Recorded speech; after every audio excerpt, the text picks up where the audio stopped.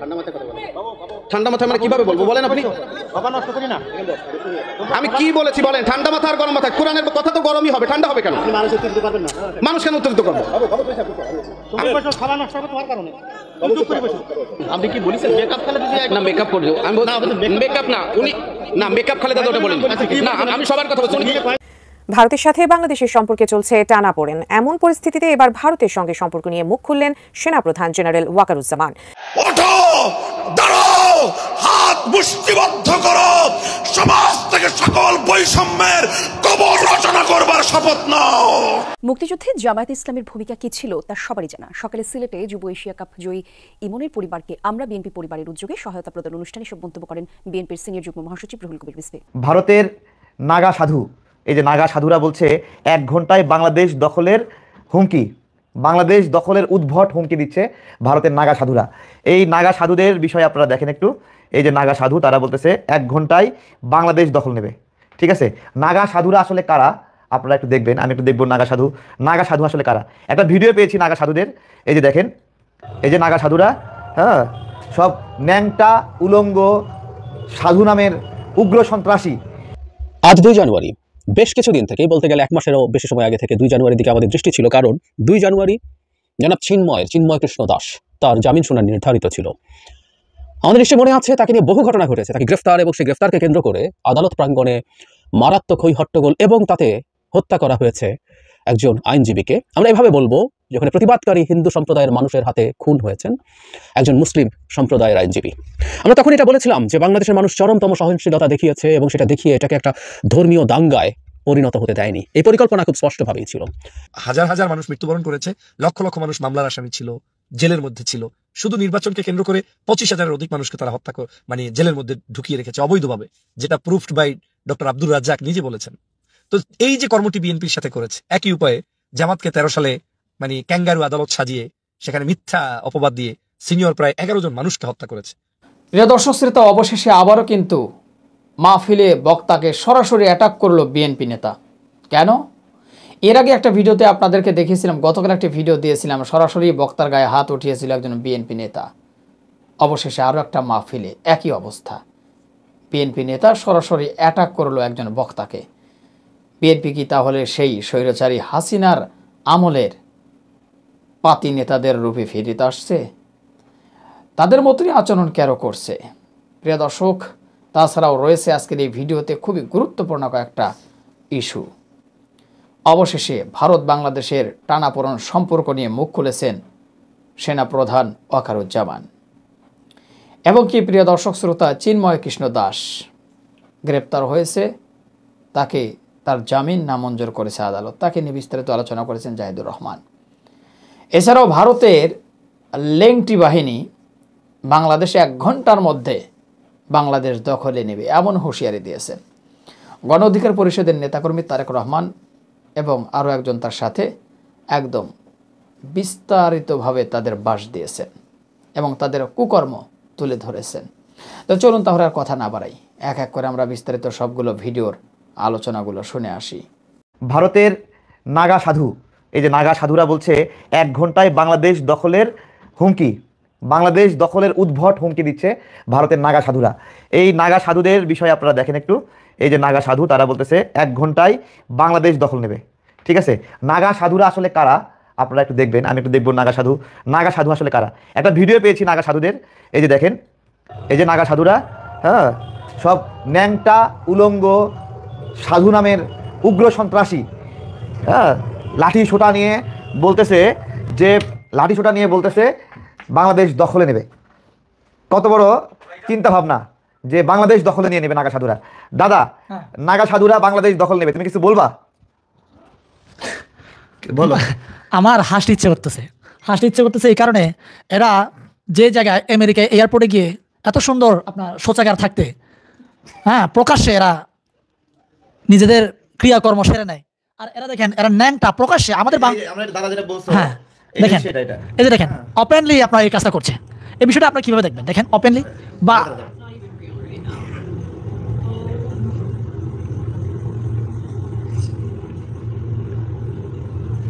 চিন্তা করতে পারেন, মানে তারা ওপেনলি এখানে মানে আমেরিকার মতো জায়গায় পাবলিক প্লেসে এখানে সামনে হলো লিফট, হ্যাঁ এলিভেটর, মানে তার সামনে ডাস্টবিনের উপর বসে হাগু করতেছে, আবার মোবাইল চালাচ্ছে না, মোবাইল চালাতে দাদা দেখেন, এরা যে আমাদের দেশকে আপনার 10 মিনিটে 7 মিনিটে মানে এইভাবে যে উদ্ভট যে দল করার যে কথা বলছে, আমি বলি কি আপনারা ভাই নিজেদেরকে আগে সভ্য তৈরি করেন। কারণ আমাদেরকে অন্তপক্ষে দখল করলেও আমাদের সাথে মেশার যে ন্যূনতম যে যোগ্যতা, আমাদের সাথে চলাফেরা করার জন্য যোগ্যতা লাগবে না, ওই যোগ্যতা তো তাদেরকে অর্জন করে আমাদেরকে দখল করতে হবে। হ্যাঁ অবশ্যই, কি বলেন দাদা? অবশ্যই দাদা। আমি আমরা একটা টুইট দেখবো, এই টুইটটা দেখলে আমরা একটা টুইট দেখবো, এই যে টুইট দেখেন, এই দেখেন এখানে দেখেন, মানে স্যান্ডস আপনার মেরিন বে লেখা, মেরিন বে স্যান্ডস কি যেন একটা লেখা, তো এখানে বসে হাগু করতেছে, মানে উন্মুক্ত জায়গায়। তো আমি এই ভিডিওটা কেন দেখলাম, দেখেন পুরো নিউ ইয়র্ক জোরে হলো মানে হলো মলত্যাগ। আমি ওই দিন একটা বলছিলাম যে ইন্ডিয়ানদের খোলা জায়গায় মলত্যাগ এবং সেখানে পুকুরে গিয়ে সুচু করা, সেই পুকুরের পানি খাওয়া নিয়ে একটা গল্প বলছিলাম। এর কারণে আমেরিকানরা বমি করছিল। আমার ইন্ডিয়ান অনেক যারা আছে আমার পেজে ফলো করেন, তারা বলছিলেন এগুলো গুজব, মিথ্যা। তা আমি তো বলছি হলো মানে হলো মুরগির বাচ্চা, কিন্তু আসলে তো হলো উট পাখি, তাই না? ঘটনা উট পাখি, আমি বলছি মুরগির বাচ্চার মতো ছোট গল্প, এটা হয়ে গেছে উট পাখির মতো। হ্যাঁ, নিউ ইয়র্কে ভারতীয় ব্যক্তির প্রকাশ্যে মলত্যাগ, বিশ্বব্যাপী নিন্দার ঝড়, ঠিক আছে। আর এখানে তো এই যে দেখেন, বিষয়টা দেখলে কেমন একটা লাগে, মানে দেখতে মানে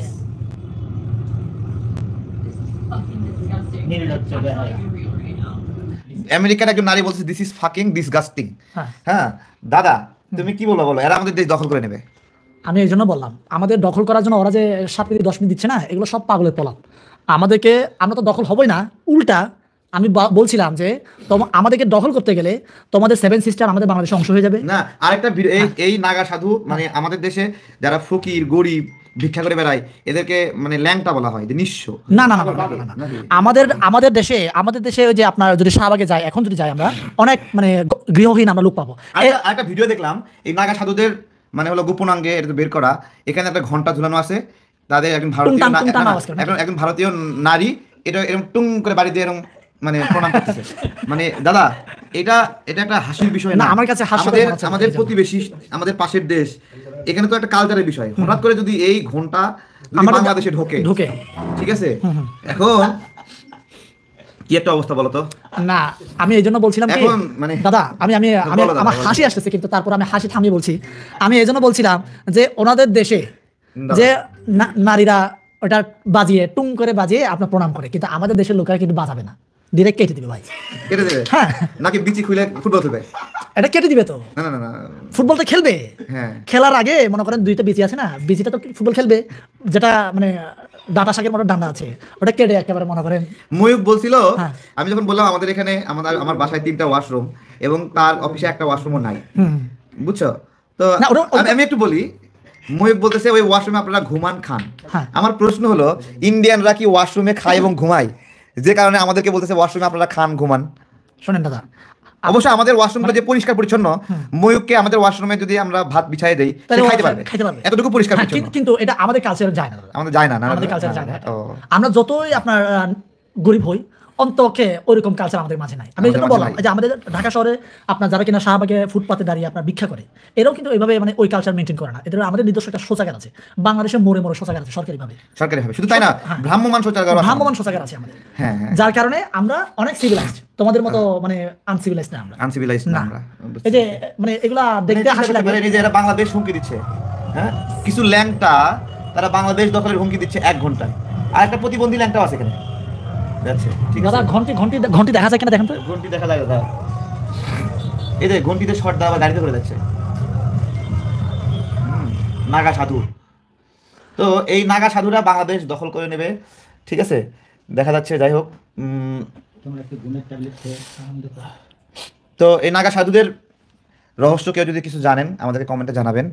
আর ভারতীয়দেরকে বলবো, ওই দিন টকশোতেও বলেছিলাম, বাংলাদেশের সাথে টক্কর দিতে যদি চাও তাহলে বাংলাদেশের মতো সভ্য হয়ে টক্কর দাও। বিষয়টা হলো মানে তোমাদের যদি কিছু ভালো থাকে আমরা শিখবো, আমাদের কিছু যদি ভালো থাকে তোমরা এটা শেখো, ঠিক আছে, এটা ব্যালেন্স করো, ঠিক আমাদের পিছনে না লাগে আমাদের মতো উন্নত হওয়ার চেষ্টা করো। যেমন আমাদের মাথাপিছু আয় $2700 মার্কিন, তোমরাও চেষ্টা করো তোমাদের মাথাপিছু আয় $900-800 মার্কিন, এটা চেষ্টা করো। ঠিক আছে, ভালো থেকে তোমরা ভালো শেখো, এটা তোমাদের প্রতি আমাদের বার্তা। বলো দাদা। আপনার কাছে একটা প্রশ্ন আমার, এই যে ময়ূক যে মনে করে মলম, আমাদের ঢাকা শহরে মলম বিক্রেতার মতো যেভাবে আপনার টুংটাং মানে চিৎকার চেঁচামেচি করে, এবং এই যে বলে যে আপনার এদের ভারত থেকে পেঁয়াজ আনতে গেলে 2 ঘন্টা, চীন থেকে আনতে গেলে 16 ঘন্টা, যে একটা ক্যালকুলেশন দেখালো, হ্যাঁ, আমরা কি ওদের থেকে ফিটে নিয়ে আসি নাকি? দাদা আমরা তো টাকা আছে আমাদের, ওরা যেভাবে আমাদেরকে বলছে মানে আমরা ভিক্ষা করে নিয়ে আসি, মানে এই বিষয়ে আমরা আসলে আপনার অভিমত একটু জানাবেন। এখন আমরা যদি ভিক্ষাই করে নিয়ে আসতাম, মানে ফকিরের কাছ থেকে আবার কেউ ভিক্ষা চায় নাকি? না হ্যাঁ, না, তাহলে আমরা দেখো, আমরা পেঁয়াজ ভিক্ষা করে যদি আমরা পেঁয়াজ ভিক্ষা করে নিয়ে আসি, পেঁয়াজ যদি মাগনা দেয়, তাহলে ওদের কৃষকরা কান্নাকাটি করে কেন? ওদের কৃষকরা এত ভালো যে মাগনাতে আমরা পেঁয়াজ নিচ্ছি না দিয়ে কাঁদতেছে নাকি? মাগনায় পেঁয়াজ নিচ্ছি না দিয়ে কাঁদতেছে। ওই কেজিতে 3 টাকা, আমাদের বাংলাদেশে কত টাকা? 60 টাকা 70 টাকা। 60 টাকা। তাহলে আমরা 60 টাকায় 1 কেজি পেঁয়াজ কিনে খাওয়ার সামর্থ্য আমরা রাখি, আর এরা কেজি পেঁয়াজ 3 টাকা কিনে খাওয়ার সামর্থ্য রাখে না, তাই না দাদা? হ্যাঁ হ্যাঁ, ময়ূকের বাড়ির সামনে তো ওদের দেশের নাগরিকরা এই যে পেঁয়াজ আলু নিয়ে গিয়ে বিক্ষোভ করছে। আমরা হলো এই নাগা সাধুদের আরো কিছু ভিডিও দেখবো। আপনারা দেখছেন এখানে নাগা সাধুদের আরো ভিডিও আছে। এটা হচ্ছে আপনার অসভ্য একটা কালচার, এটা আমাদের বাংলাদেশের বর্তমানে সভ্য পৃথিবীর সাথে এই কালচার যায় না দাদা।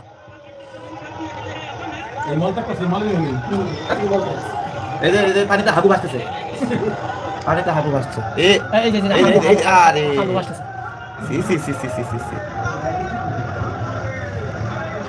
আরে হ্যাঁ, এখানে দুপুর দিচ্ছে।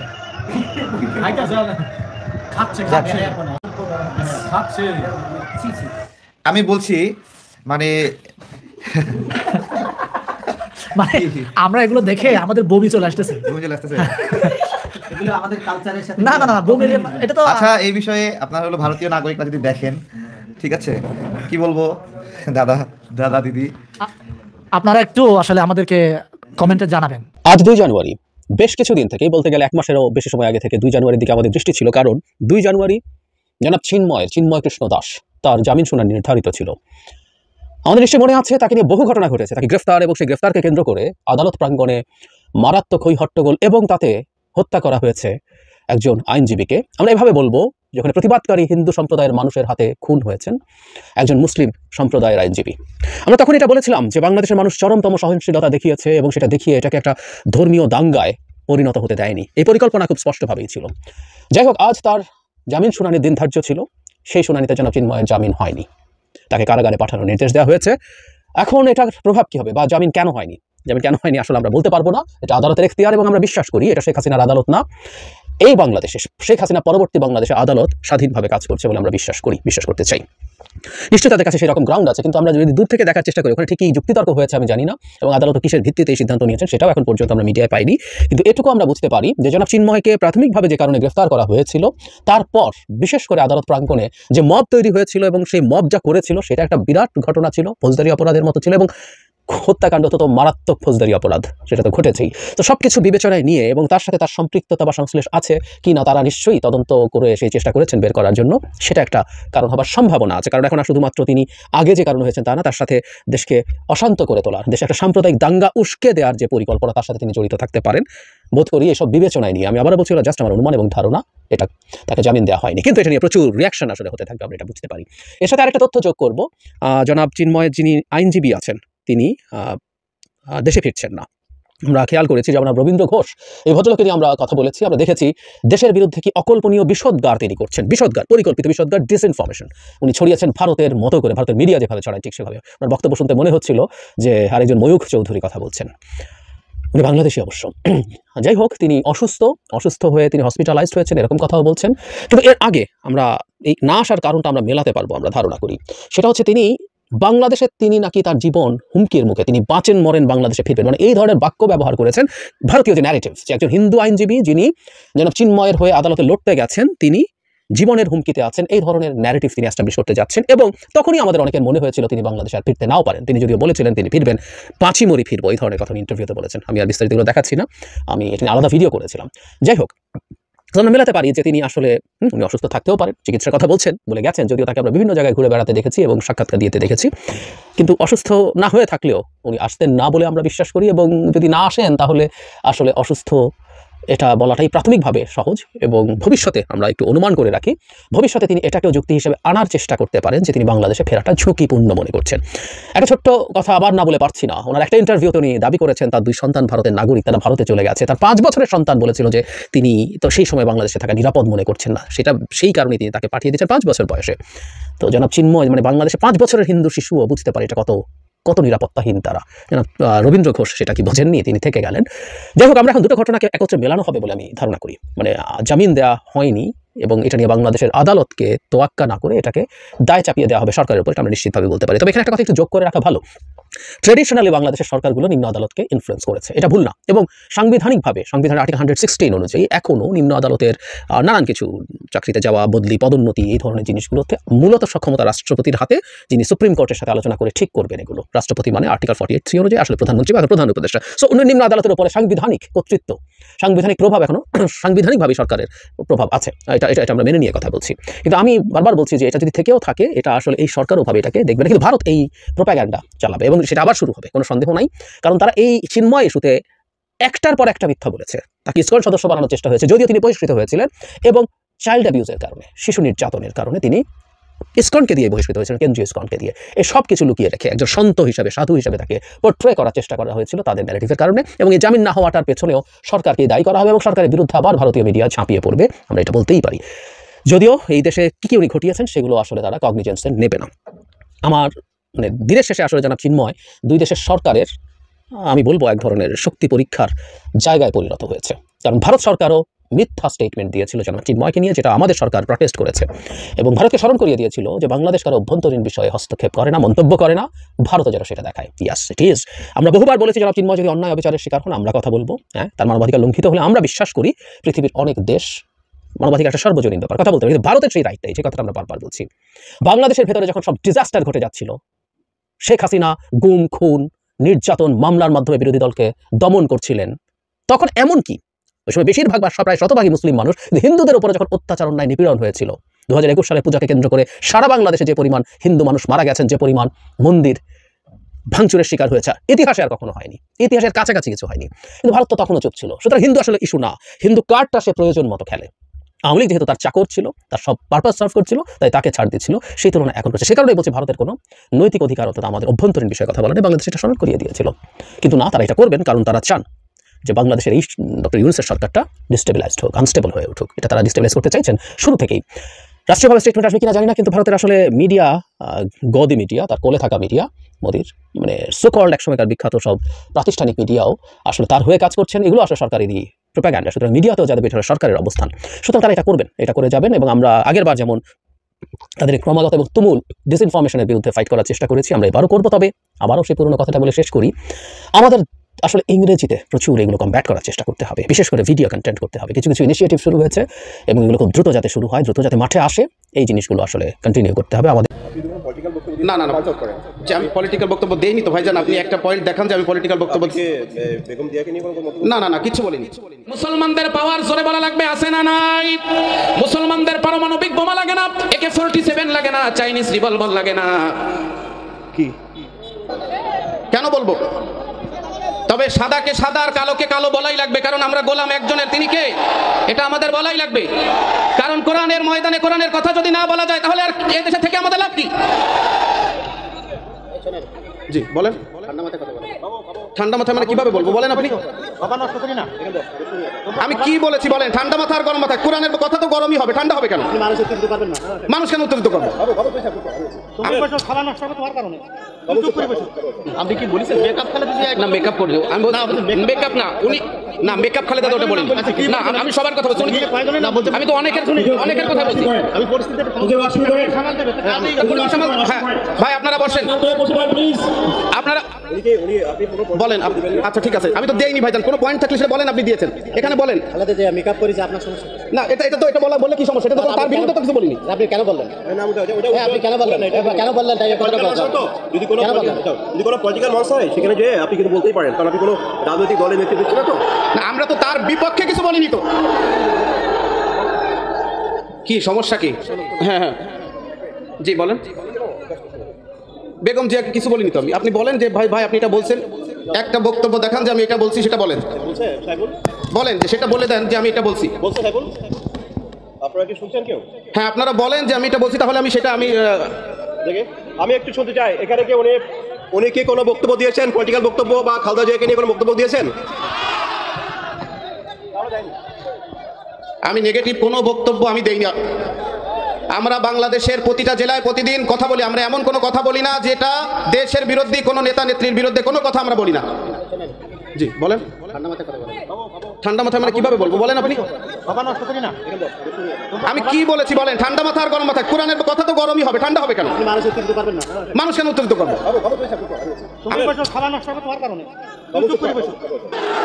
আমি এলাকাবাসীকে বলবো আপনারা শান্ত হন। এটা সাতবাড়িয়ার কোনো নজির নাই, সাতবাড়িয়াতে কোনো।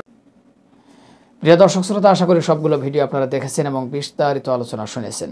এবার অবশ্যই আপনাদের মূল্যবান মতামত জানিয়ে দিবেন, আর হ্যাঁ, পারলে ভিডিওটি শেয়ার করে সবারই দেখার সুযোগ করে দেবেন। আর আমাদের এই চ্যানেল নাসির ইসলামিক মিডিয়া সেন্টারে যদি আপনারা নতুন হয়ে থাকেন, প্রতিনিয়ত এ ধরনের সকল প্রকার নিত্য নতুন আপডেট, গরম গরম খবরগুলো পেতে আমাদের এই চ্যানেলটি সাবস্ক্রাইব করে আমাদের সাথে থাকবেন। আর যারা ইতিমধ্যে সাবস্ক্রাইব করে দিয়েছেন, সবাইকে অসংখ্য ধন্যবাদ জানিয়ে ভিডিওটি এখানে শেষ করছি। সে পর্যন্ত সবাই ভালো থাকবেন, সুস্থ থাকবেন। আল্লাহ হাফেজ।